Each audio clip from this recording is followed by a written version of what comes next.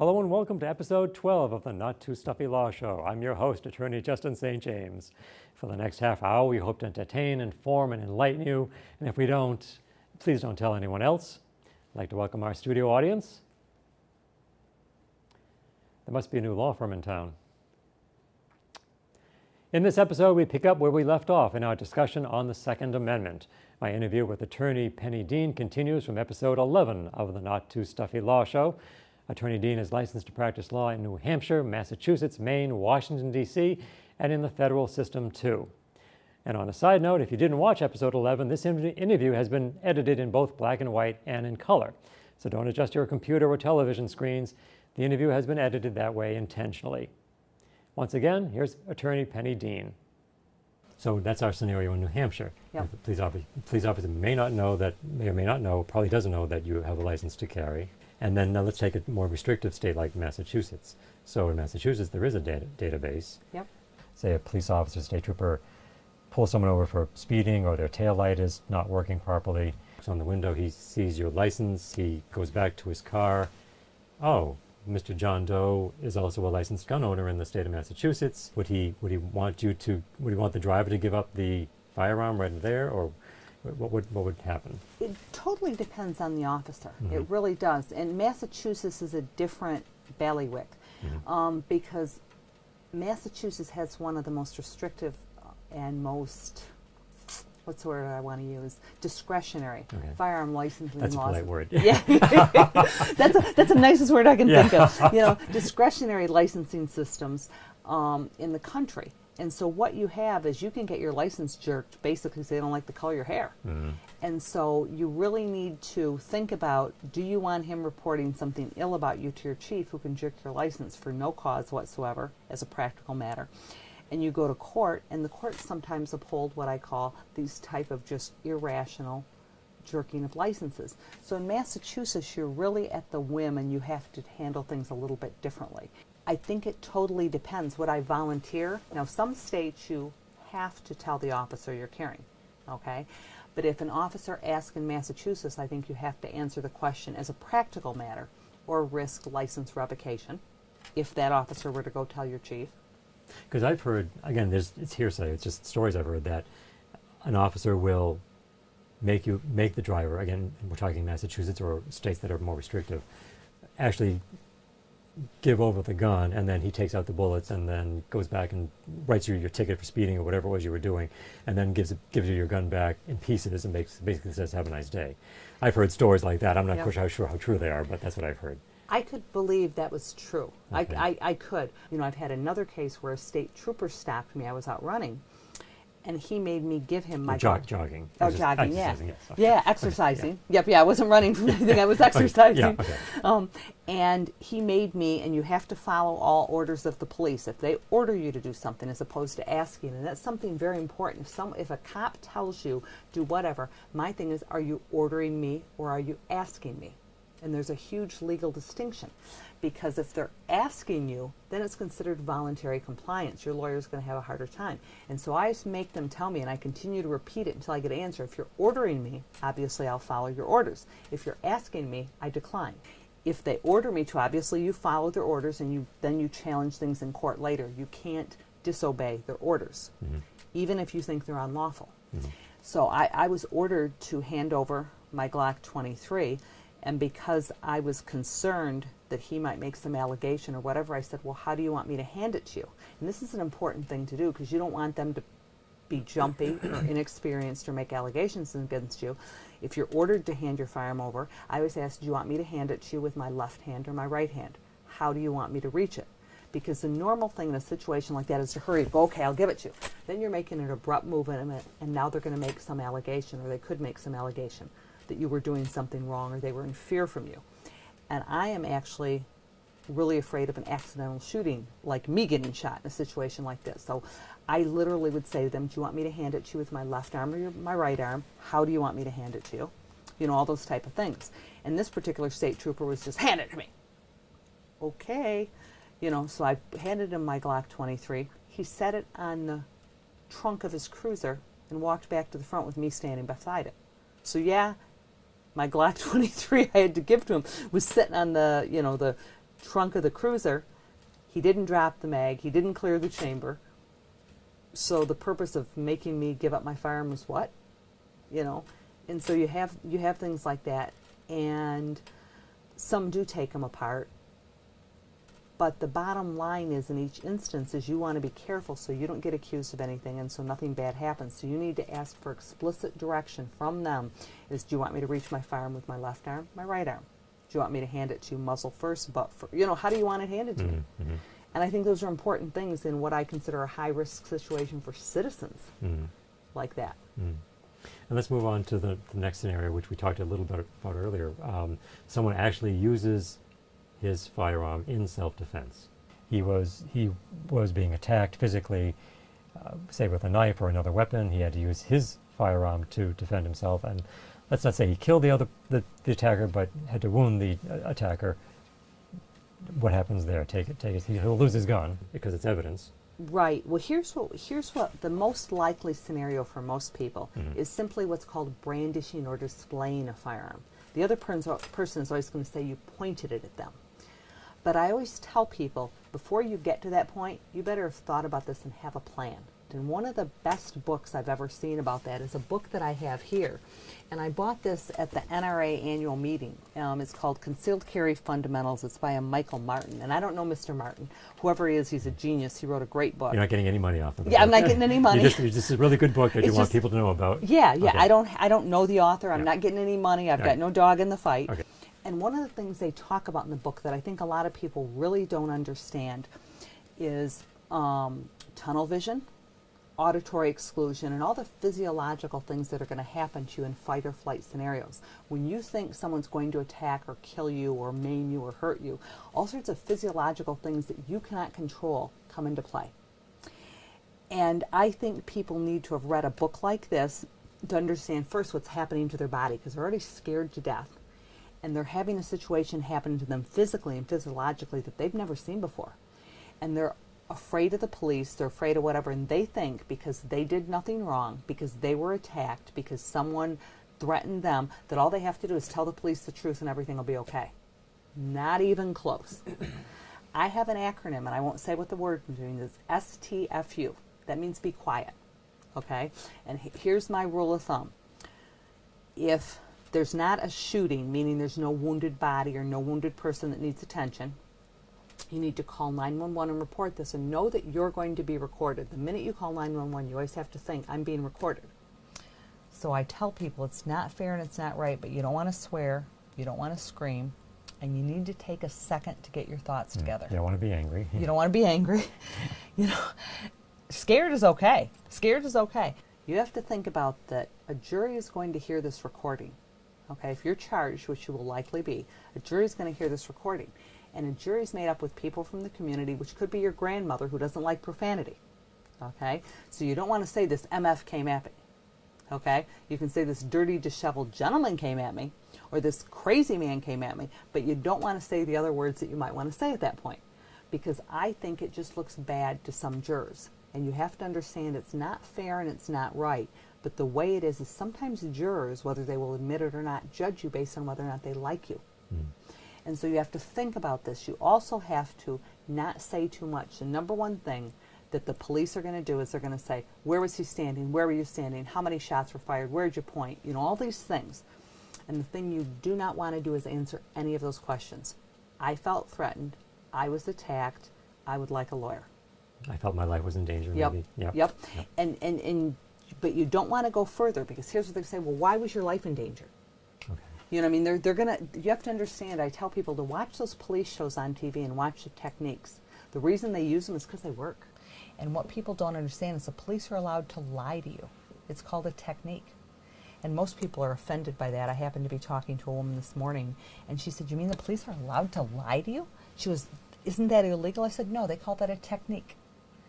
So you have to understand when they're questioning you or whatever, they can play games and they can lie to you. So the most important thing to say is, I was in fear for my life. I defended myself. I'd like an attorney, please. And after that, say I'm going to remain silent until I have one.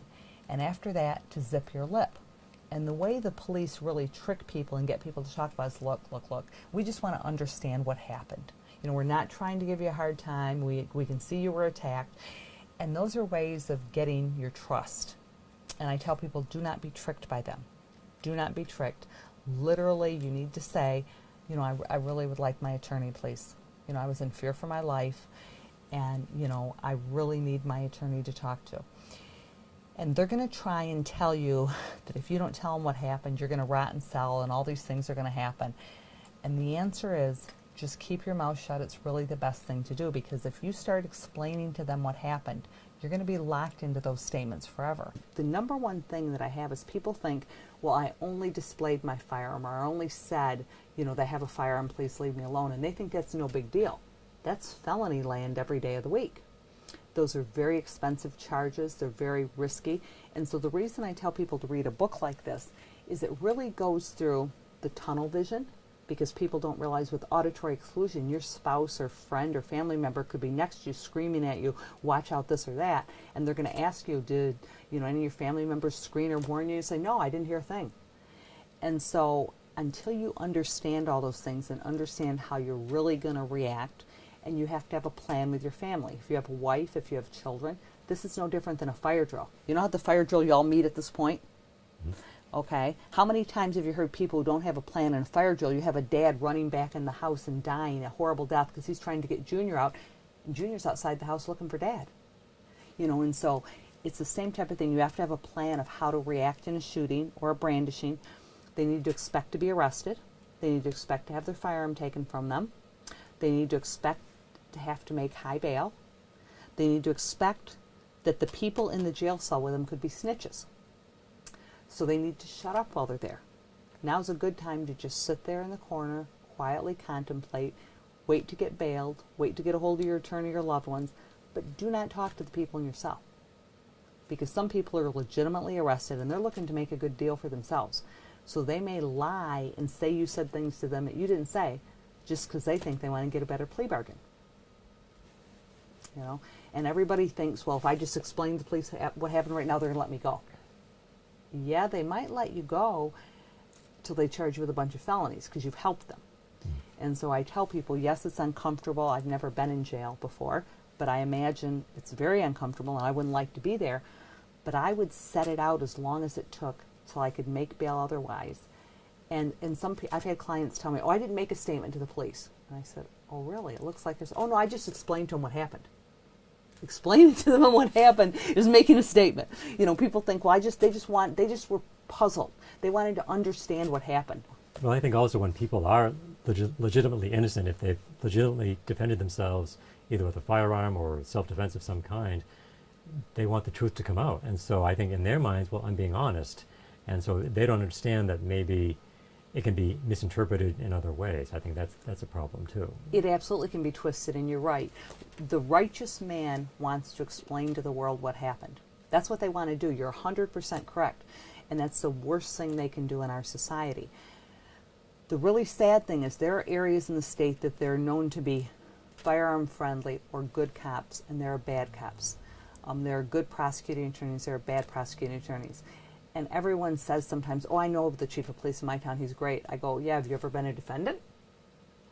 He might be or he might not be great unless you really know how he feels about self-defense when you're the one using defensive tools.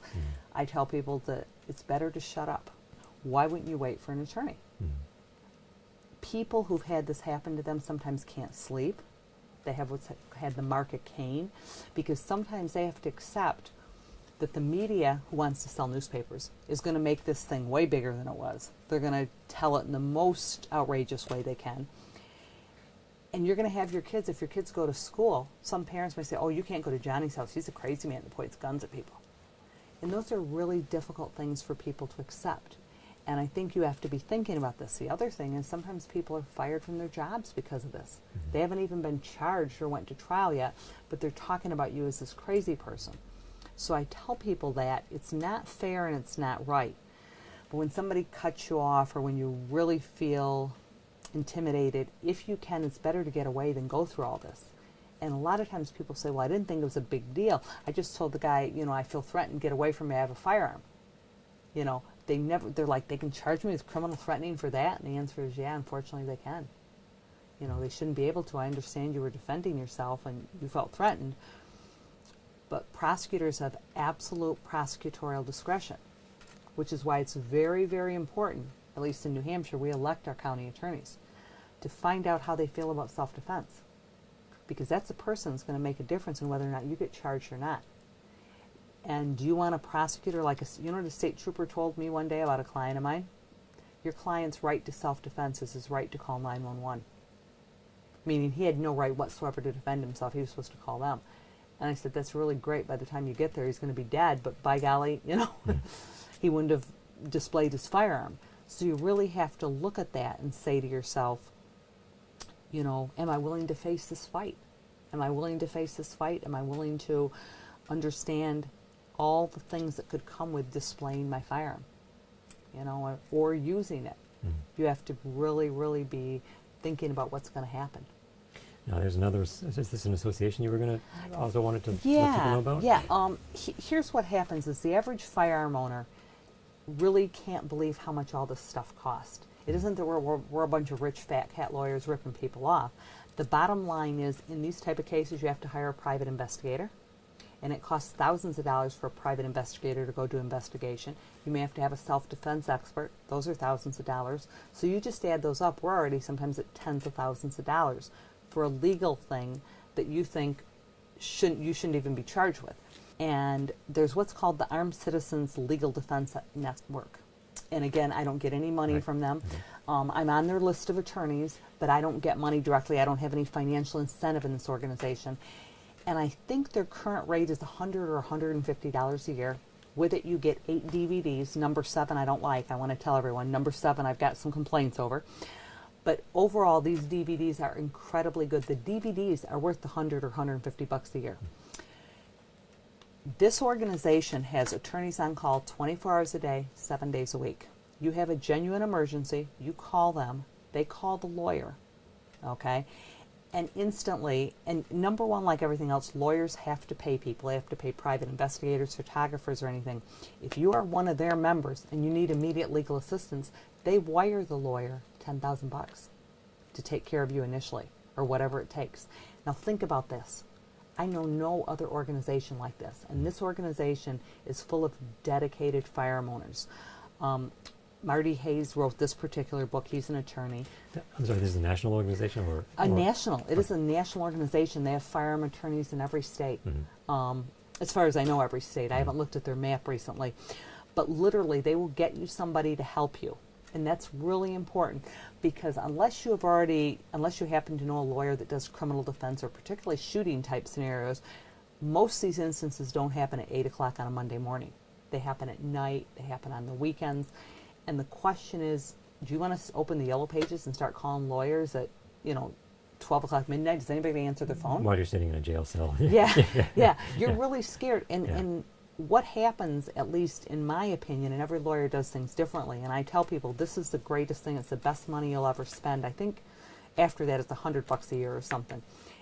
And this is immediate coverage for you. This is immediate, we pay a lawyer. A lot of these others, and I've seen a variety of organizations that sell this insurance. Some are good, some not so good. There's so many out there I couldn't even begin to go through them. And so I tell people to make sure they read the policy, not just the slick little trifold they give you, but ask them for the policy, just like your insurance policy. This really gives a firearm owner a chance to defend themselves, because how many people can write a $20,000, $30,000, $40,000, $50,000 check to an attorney to start the defense? The average working class person doesn't make that much money. I think that's really important. And so you see people all the time. I see people who take plea deals for things that they really are innocent of because they can't afford to defend themselves. What would be a good way to carry one who's licensed to carry a permit? Yep. I kind of want to focus on girls because I'm more experienced in how a girl does it. Okay. And so I tell people, and guys, when they hear this, they look at me and I say, go into any guy's closet. How many pair of shoes do you have? Maybe 2. 2 pair of shoes. Okay, you're a guy. Yeah. Some guys who are really metrosexual, if you will, they have 4 or 5. Okay, but now, if you have a mother, a girlfriend, a wife, or a sister, how many pair of shoes do they have in their closet? The whole closet is it's full. Yeah. 20, 30, 40, 50, 60. Why? Because women need different shoes for different outfits. And holsters are the same way for women. They need different holsters for different outfits, because most guys wear pants all the time. If you wear pants, you can have a belt. You can have, firearm somewhere on your belt or on your belt loops or on your waistband. Where women, if you wear, for example, a skirt, you might want to wear a thigh holster. You might want to wear a shoulder harness if you have a jacket.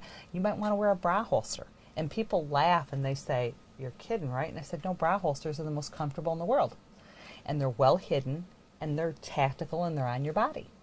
The other thing is a shoulder harness. For a jacket like this, a shoulder harness is perfect under it. It's like the Miami Classic type holster. Mm-hmm.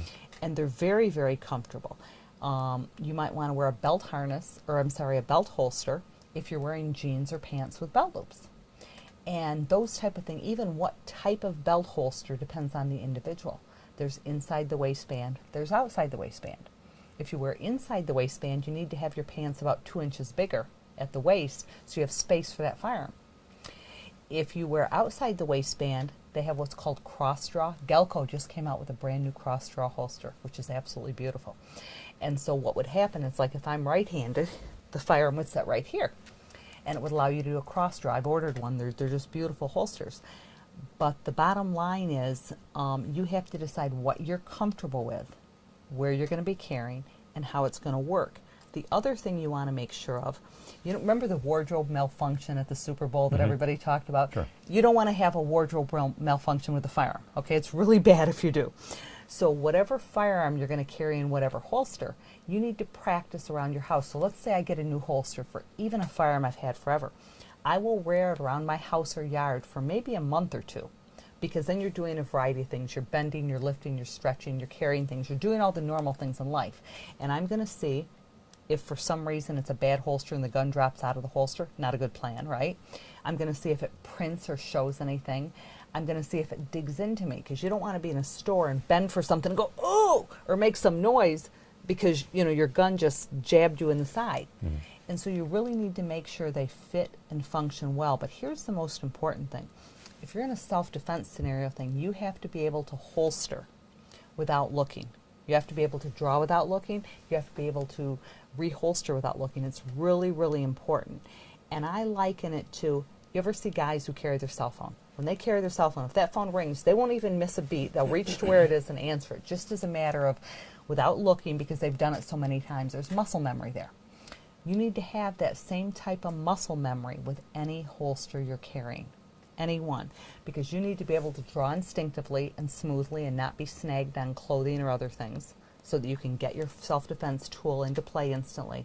But you also need to think, if you're forced to hold someone at gunpoint, or if you want to reholster, you have to be able to do it without looking whatsoever, because you don't want to take your eyes from the threat. Because if you felt there's such a threat, you want to be able to scan the horizon. You want to be able to do all this without, be able to do it in the dark, to be able to do it instinctively. And that takes a lot of muscle memory. It takes practice. And now where can people find you? You're licensed in New Hampshire, Massachusetts? And Maine. In Maine, okay. In Maine. To practice law, okay. Yep. And, of course, the appropriate federal courts. And what's important, I'm also licensed in D.C. Circuit. Okay. And people say, well, why does that matter? If you want to sue most entities of the federal government, you have to go to the D.C. Circuit Court. It's the only court in the country with jurisdiction for certain things. Okay. Thanks for your time. Appreciate it. Yes, thank It's a you. pleasure talking with you. And again, my thanks to Attorney Penny Dean for appearing on the show. If you want to contact her, you may do so at 603-230-9999. Her website is www.pennydean.org. I'd like to thank the studio audience for being here. I think we went to law school together. As we always do, we leave you with the beautiful music of the equally beautiful Sarah Melson. You may find Sarah's music on Amazon, iTunes, eMusic, Facebook, YouTube, and of course, sarahmelson.com. The name of the song is Happy Endings. Until next time, I hope everything you do will come with a happy ending. I'll see you then.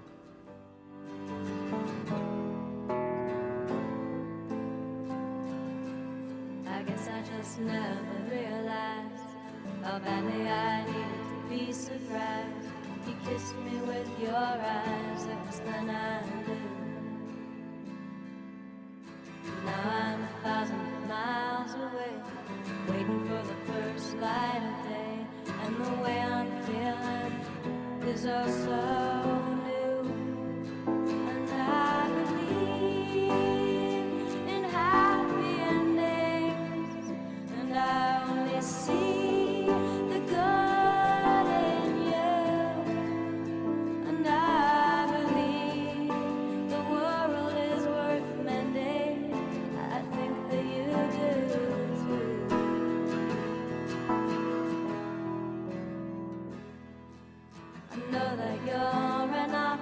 twist. You're pretty impossible to resist, and I know you've been used.